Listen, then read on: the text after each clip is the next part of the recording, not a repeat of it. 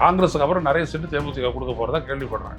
இங்கே விடுதலை சிறுத்தைகள், இடதுசாரிகள் எல்லாருக்கும் குறைக்கிறீங்க, குறைச்சிருத்துக்கு அவங்களுக்கு கொடுக்குறீங்க. அப்புறம் என்ன கொள்கை கூட்டணி? கொள்கைக்கு எங்கே நீங்கள் மரியாதை கொடுத்தீங்க? எல்லாம் இவங்களாம் வந்துட்டு தொங்குறாங்க. சிபிஐ, சிபிஎம், விடுதலை சிறுத்தைகள் வந்து தொங்குறாங்க அண்ணாரி வரையத்தில். நீங்கள் மாற்றி போடுங்களேன், பரவாயில்ல. பிஜேபி சொல்லிட்டு இருக்கிறீங்க, அதிமுக பிஜேபி கூட்டணி போடுங்களேன் பாப்பா. நீங்கள் ஓட்டு போடுவீங்களா? தெரியுது இல்லை, வந்தால் எல்லாத்தையும் பிடிக்குவான். ஏன் கம்யூனிஸ்டுகளை பழி வாங்கணும்? எதுக்கு விடுதலை சிறுத்தைகளை பழி வாங்கணும்? எதுக்கு வேல்முருகனை வெளில துரத்தணும்? நான் அதை தான் கேட்குறேன். ஸ்ட்ராட்டஜியெல்லாம் ரைட்டு, என்ன எங்களுக்கு புரியாத ஸ்ட்ராட்டஜியாக நீங்கள் பண்ணிட போறீங்க. அவங்களுக்கும் அடுத்து வரக்கூடிய கட்சிக்கு நடுவில் 20% ஓட்டு டிஃபரன்ஸ் இருக்கும். 20% ஆஃப் ஓட்டு டிஃபரன்ஸ் இருக்கும். Huge number. மூன்றாவது பெரிய கட்சிங்க 28 சீட்டை தூக்கி கொடுக்குறீங்க செத்த பாம்புக்கு. அது செத்த பாம்பு காங்கிரஸ் 28 சீட்டை கொடுக்குறீங்க. சுழன்று தமிழ்நாட்டுடைய உரிமைக்காக போராடிட்டு இருக்க கட்சி. அந்த கட்சிக்கு நீ 7 கொடுத்தாருன்னா, 8 கொடுத்தாருன்னா, 9 கொடுத்தாருன்னா, நான் 10ஆவதுன்னு தான் சொல்லுவேன்.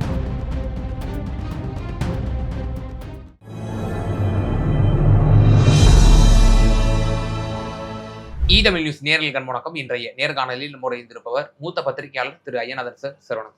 வணக்கம் சார். இப்போ திமுக கூட்டணியில கொள்கை ரீதியா பயணிக்கக்கூடிய அந்த அணி, குறிப்பா விசிகா, சிபிஎம், இவங்களுக்கு இன்னும் ஃபைனலைஸ் ஆகாம இருக்கு. எப்போ ஃபைனலைஸ் ஆகும்? இன்னும் சொல்ல போனா ஹெட்லைன்ஸாவே நான் கொடுத்துறேன். திமுக ஒரு கொள்கை ரீதியான கூட்டணி கிடையாது. ஏன் சார் இவ்வளவு? அவ்வளவுதான். என்னைக்கு வந்துட்டு தேமுதிக வந்துட்டு இப்போ பாஜக எதிர்ப்பு அப்படின்றது தான் இவங்களுடைய கூட்டணியினுடைய இது. டெல்லி என்டிஏ வர்சஸ் தமிழ்நாடு தான் நீங்க சொன்னீங்க. என்டிஏன்னா யாரு? என்டிஏன்னா பாஜக கூட்டணி. பாஜக கூட்டணி. பாஜக பிரதானம் பாஜக. பாஜக எதிர்ப்புல தான் ஊர்னவங்களா தேமுதிக? இல்ல இல்ல கூட்டுக்கிட்டீங்கல்ல. அப்புறம் பாஜக எதிர்ப்புலையே வளர்ந்து எதிர்நீச்சல் போட்டு அப்படியே அந்த தீயாறு நெருப்பாற்றில் நீந்தி வந்தவர ஓபிஎஸ் சேர்த்துட்டு இருக்கீங்க. அதனால அவங்களுக்கு நிறைய சீட்டு கொடுக்க போறீங்க. காங்கிரஸுக்கு அப்புறம் நிறைய சீட்டு தேமுதிக கொடுக்க போறதா கேள்விப்படுறேன். இங்கே விடுதலை சிறுத்தைகள், இடதுசாரிகள் எல்லாருக்கும் குறைக்கிறீங்க, குறைச்சிருத்துக்கு அவங்களுக்கு கொடுக்குறீங்க. அப்புறம் என்ன கொள்கை கூட்டணி? கொள்கைக்கு எங்கே நீங்கள் மரியாதை கொடுத்தீங்க? எல்லாம் இவங்களாம் வந்துட்டு தொங்குறாங்க. சிபிஐ, சிபிஎம், விடுதலை சிறுத்தைகள் வந்து தொங்குறாங்க அண்ணாரி வரையத்தில். ஆனால் தேமுதிக கலந்து ஏதாவது சத்தம் வந்துச்சா பாருங்க. எதுவுமே வரல. ஆனா அவங்க ராஜ்யசபா கொடுத்து இது பண்ணிட்டாங்க. ராஜ்யசபா கொடுத்துறதோட மட்டும் இல்லாம இன்னும் விடுதலை சிறுத்தைகள் கொடுப்பாங்களா ராஜ்யசபா சீட்டு? அதிகமாக மக்களவையில் பேசுனது தமிழ்நாட்டுக்காக வந்துட்டு திருமாவும் ரவிக்குமாரும் தானுங்க. அப்புறம் நம்ம வெங்கடேசன் பேசினாரு. திமுக இருவர் பேசுறாங்க. இல்லைன்னு சொல்ல வரேன், நான் மக்களவை சொல்றேன். எங்க மதிக்கிறீங்க?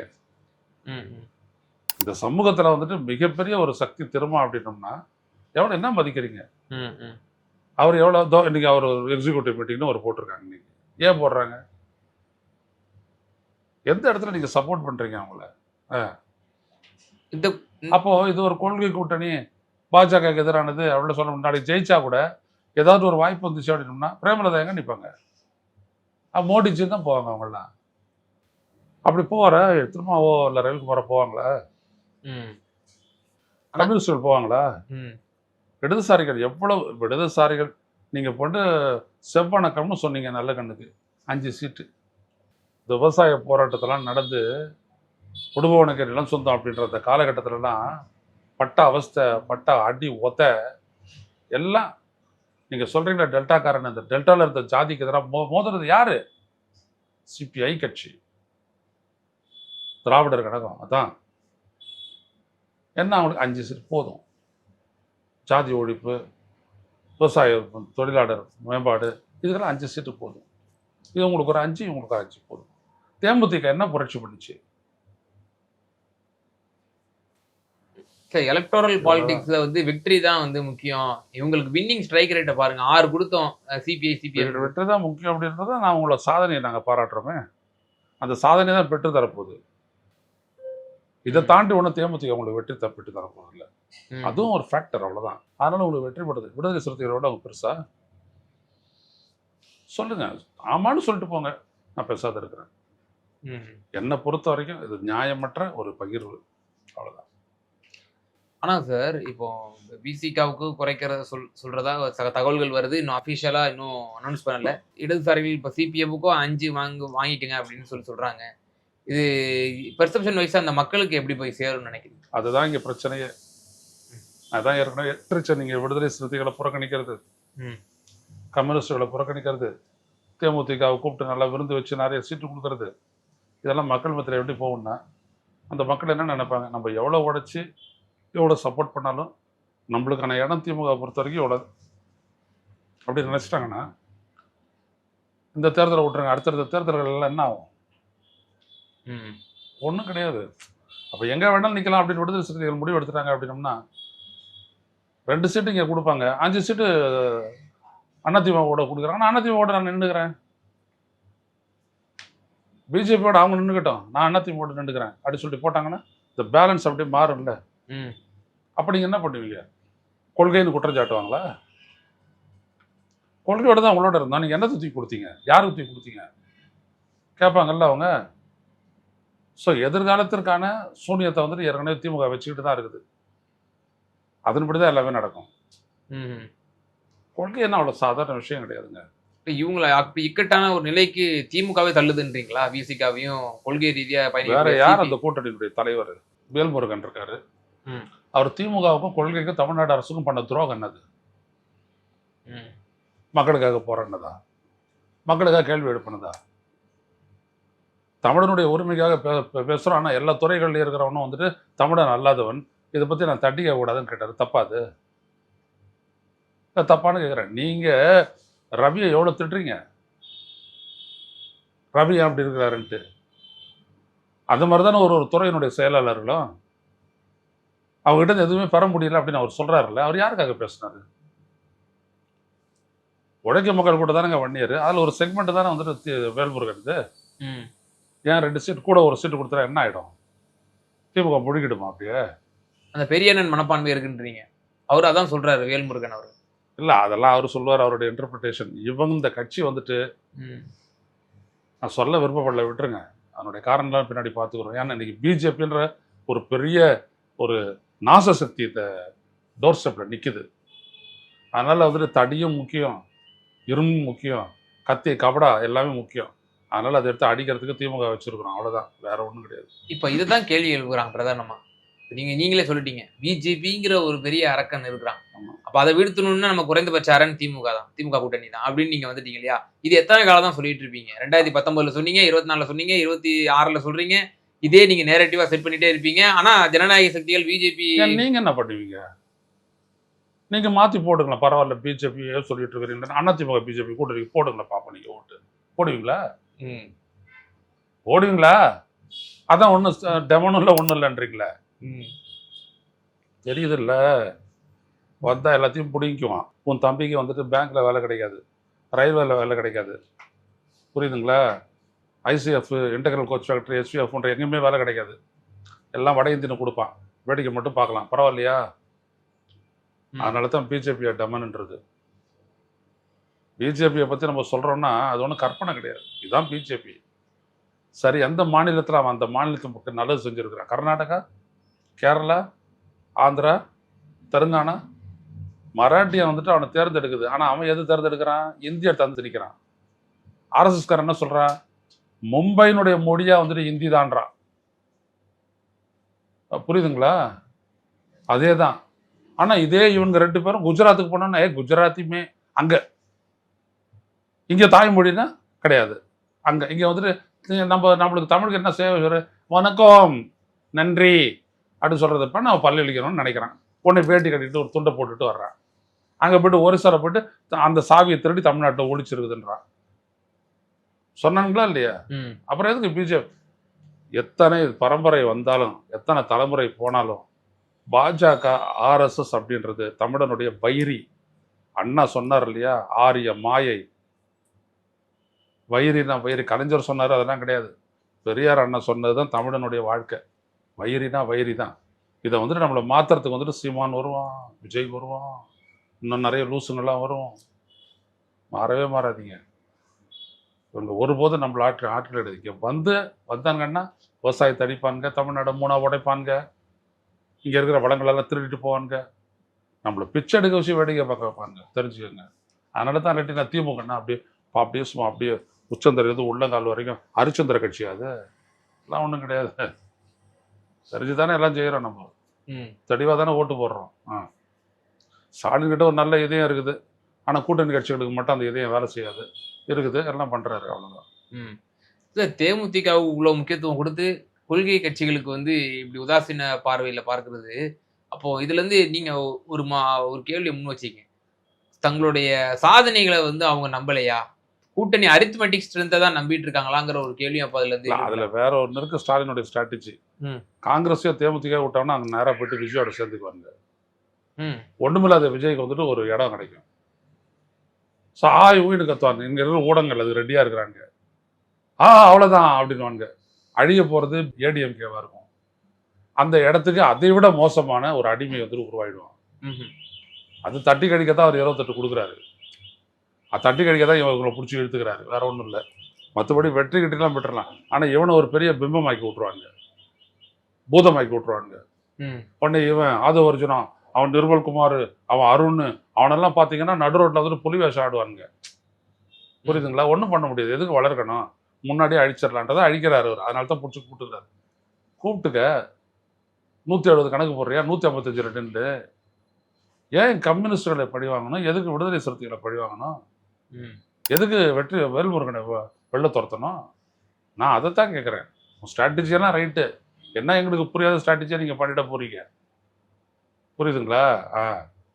சார், அப்போ இந்த தேர்தலில் இப்போ திமுக மேக்சிமம் எவ்வளோ நிற்பதற்கான வாய்ப்புகள் இருக்கு? 165 to எவ்வளவோ நிக்கட்டுங்க, அவங்க ஜெயிக்க போறாங்க, மேட்டர் முடிஞ்சு போச்சு. அவங்க தான் ஜெயிக்க போறாங்க, நல்லா ஜெயிக்க போறாங்க. நான் தான் சொல்றேன், 50 and above percentage of votes, அவ்வளவுதான். அதுக்கப்புறம் என்ன இருக்குது? அவங்களுக்கும் அடுத்து வரக்கூடிய கட்சிக்கு நடுவில் 20% ஓட்டு டிஃபரன்ஸ் இருக்குங்க. 20% ஆஃப் ஓட்டு டிஃபரன்ஸ் இருக்கும். such a huge number. Huge number sir. இப்போ அவங்க வந்துட்டு ஒரு 50,000 ஓட்டு வாங்குறாங்கன்னா அடுத்த வாரம் 30,000 ஓட்டு தான் வாங்குவோம். அடுத்த வாரம் எல்லாமே சேர்த்து 30,000, அடுத்தது ஒரு 10,000, அப்படிதான் வரும். அதாவது இந்த வெற்றி கூட்டணி நாங்கள் ஒரு ஆன்டி பிஜேபி ஒரு ஃபோர்ஸாக உருவெடுத்திருக்கு. இவங்களுக்குலாம் வேற ஆப்ஷன் இல்லை, விசிகாவுக்கு கம்யூனிஸ்ட் 2 கம்யூனிஸ்டுகளுக்கும் ஆப்ஷன் இல்லை. எனவே நீ இங்கே தானே வந்தாகணும், அதனால நான் கொடுக்குறத வாங்கிக்கோ அப்படிங்கிற அப்படியான ஒரு ஆட்டிடியூட் இல்லை ஸ்டாலின் கிட்ட. அது இல்லை, எனக்கு தெரியும். அது கிடையாது. அவருக்கு என்னன்னா அட்ஜஸ்ட் பண்ணிக்க, நம்ம அட்ஜஸ்ட் பண்ணிக்கணும். அதில் இன்னொரு காரணி இருக்குங்க திமுக பொறுத்த வரைக்கும். நான் அதான் பேச விரும்பலான்னு சொல்லிட்டேனே. அதெல்லாம் முடிச்சிட்டோன்னு எல்லாம் முடிச்சுட்டு வரலாம், மதுரை சபையெல்லாம் எடுத்துக்கிட்டோன்னா பார்ப்போம். ஒன்று சொல்கிறேன் திமுக தலைமைக்கு, மெய்யான ஒரு தமிழர் கட்சி தோன்றும் தமிழ்நாட்டில் வருங்காலங்களில். ஆமாம், தோன்றியே தீர வேண்டும்.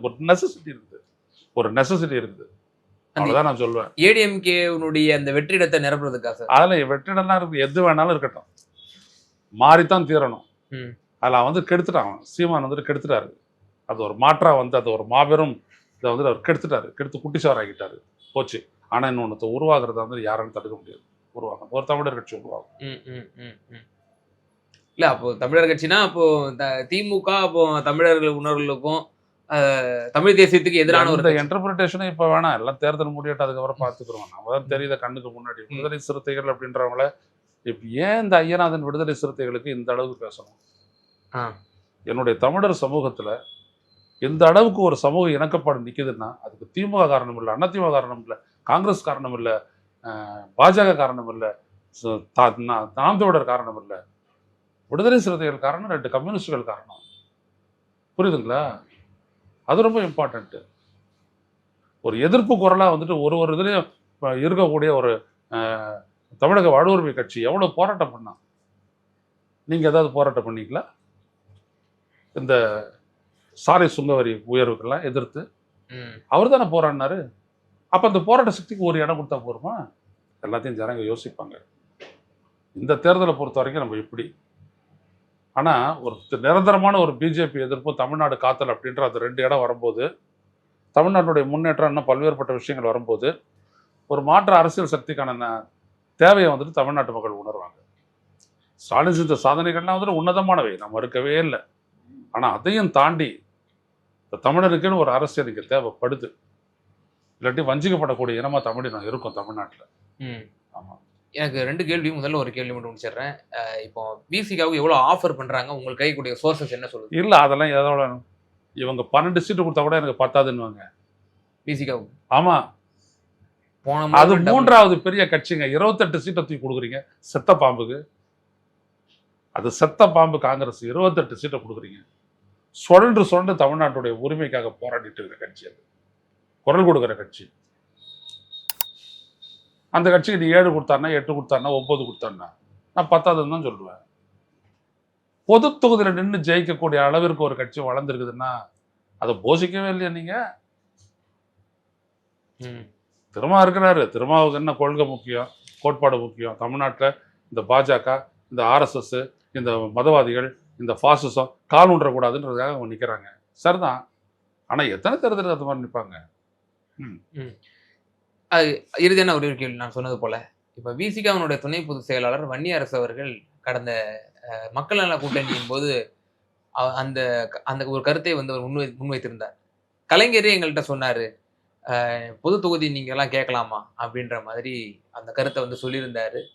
இப்போ இத்தனை ஆண்டுகாலம் கிட்டத்தட்ட 2017 ஆர்கே நகர் பை எலெக்ஷன்ல இருந்து இந்த கூட்டணி இன்டாக்டா இருக்கு. இவங்களும் ஒரு தாங்கள் வந்து ஒரு பொது கட்சி தான், நாங்க வந்து தலித்துகளுக்கான கட்சி மட்டுமல்ல, எல்லா தமிழ் சமூகத்துக்கான கட்சி, தமிழர்களுக்கான கட்சி அப்படின்னு தான் பிரகடனப்படுத்திட்டு வர்றாங்க. அதுக்கு திமுக ஒரு முட்டுக்கட்டையா இருக்கும், பேரியரா இருக்கும். திமுக இவர்களை வந்து எஸ்டாப்ளிஷ் பண்றதுல இல்ல, எந்த ஒரு கட்சியும் இன்னொரு கட்சியை வளர்க்காது. திமுகனுடைய கொள்கை ரீதியா நீங்க திமுக அனலைஸ் பண்றது வேறு, திமுக காரணம் வச்சுட்டு அரசியல் அனலைஸ் பண்றது வேறு. புரியுதுங்களா? இப்போ துரைமுருகனோட பேச்சு எப்படி இருக்கும், துரைமுருகனுடைய பார்வை எப்படி இருக்கும், நேருவோட பார்வை இருக்கும் எப்படி இருக்கும், KKS ராமச்சந்திரனுடைய பார்வை எப்படி இருக்கும், ஏவவேலுவனுடைய பார்வை எப்படி இருக்கும், அதெல்லாம் வேற. ஆனா திமுகனுடைய பார்வை அதுவும் விடுதலை சிறுத்தைகளும் ஒன்னா போகும். புரியுதுங்களா நான் சொல்ல வர்றது? பார்ட்டிஷன்ஸ் வேறு, பார்ட்டி வேறு. பார்ட்டிக்கு உள்ள எந்த ரிஃபார்மும் பெருசா நடக்கல. விடுதலை சிறுத்தைகளும், விடுதலை சிறுத்தை கட்சியும், விடுதலை சிறுத்தைகள் பிரமுகர்களும் அவங்களோட கொள்கை எல்லாம் ஒண்ணு. இதுதான் வித்தியாசம். நிச்சயமா சார். சமகால அரசியல் சூழ்நிலை குறித்து ரொம்ப தெளிவா எங்க நேயர்களுக்கு உங்களோட கருத்துக்களை பகிர்ந்தீங்க. மிக்க நன்றி.